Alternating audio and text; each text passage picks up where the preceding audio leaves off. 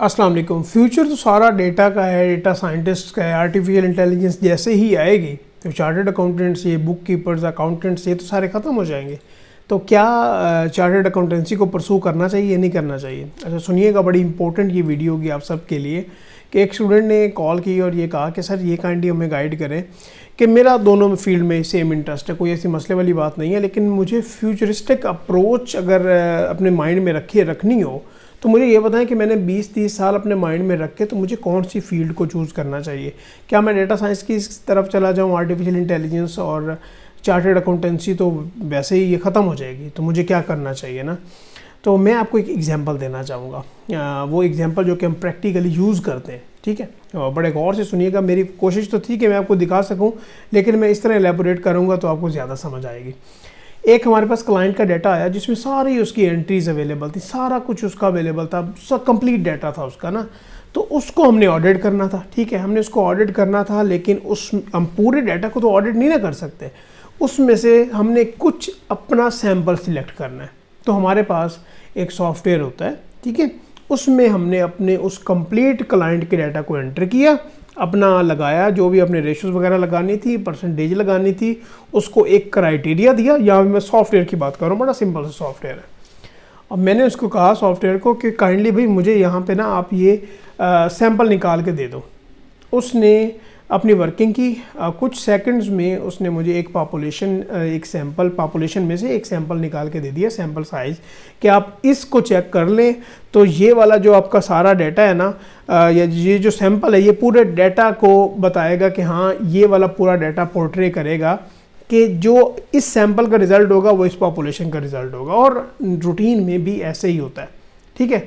तो मैंने यहाँ से इस एग्जांपल को आपके साथ शेयर मैंने इसलिए किया क्योंकि ये प्रैक्टिकल मशीन लर्निंग हम यूज़ कर रहे हैं अपनी प्रैक्टिकल फील्ड में, और ये हमको फैसिलिटेट कर रही है, हम अकाउंटेंट्स को, ऑडिटर्स को ये फैसिलिटेट कर रही है कि आप मशीन लर्निंग के थ्रू डाटा को किस तरह से यूटिलाइज़ कर सकते हैं और अपनी ऑडिटिंग को और ज़्यादा आसान बना सकते हैं।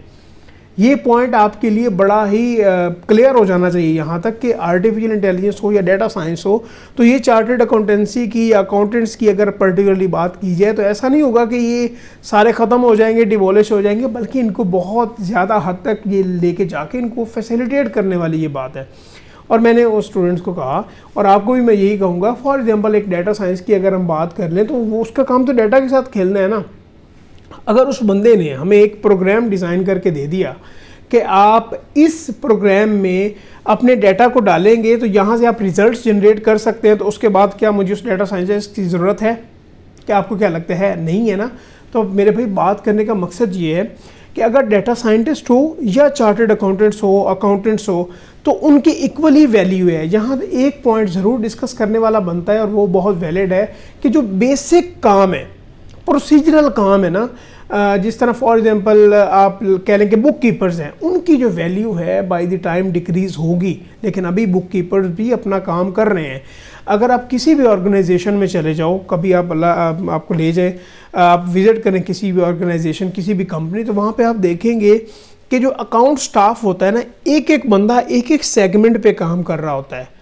ऐसा नहीं है कि वो पूरी अकाउंटिंग को एक ही बंदा डील कर रहा है, एक ही बंदा देख रहा है, depending upon the size of that organization, कि अगर एक बंदा अकाउंट्स पेएबल पे काम कर रहा है ना, फॉर एग्जांपल कंपनी ने किस बंदे के कितने पैसे देने हैं, तो उसको पूरा दिन में वही काम नहीं ख़त्म हो रहा होता, ठीक है। तो जब ये डाटा साइंस बहुत ज़्यादा आएगी, आज से 10-15 साल बाद, 5 साल बाद जब भी आएगी, तो ये इंशाल्लाह अकाउंटेंट्स को, ऑडिटर्स को बहुत ज़्यादा सपोर्ट करने वाली है। और मैं बहुत ज़्यादा थ्रिल हूँ इसके बारे में जानने के लिए कि ये किस तरह से, जिस तरह भी हम काम करते हैं प्रैक्टिकली, मशीन लर्निंग को यूज़ करते हैं अपनी सैम्पलिंग के लिए, डाटा की सिलेक्शन के लिए, तो इसी तरह से ये हमें बाकी जो सेगमेंटेशन है अकाउंटेंट्स की, अकाउंटिंग में जिस तरह बाकी सेगमेंटेशन होती है, तो किस तरह से ये हमें हेल्प आउट करेगी। अगर कोई भी बंदा अपने डिसीजन लेने वाला है फ्यूचर के लिए और उसके माइंड में ये क्वेश्चन चल रहे हैं कि चार्टर्ड अकाउंटेंट्स ख़त्म हो जाएंगे या अकाउंटेंट्स ख़त्म हो जाएंगे, डाटा साइंस, आर्टिफिशियल इंटेलिजेंस आ जाएगी, रोबोट्स काम कर रहे होंगे, तो डियर ऐसा कुछ भी नहीं होने वाला, ठीक है। बल्कि ये सारा कुछ ऑडिटर्स को, अकाउंटेंट्स को बहुत हद तक जाके सपोर्ट करने वाला है, और जो अकाउंटेंट्स एंड ऑडिटर्स हैं वो अपनी फील्ड में और ज़्यादा एक्सेल करेंगे जितना मुझे लग रहा है। तो आई होप कि मैंने आपके जो पॉइंट्स हैं वो क्लियर कर दिए होंगे। बाकी आप कमेंट्स में ज़रूर पूछा करें क्वेश्चंस, तो हम उसके ऊपर भी अपना जो भी पॉइंट होगा, कोई वैलिड अगर बात होगी तो उसके ऊपर ज़रूर भी वीडियो बना दिया करेंगे।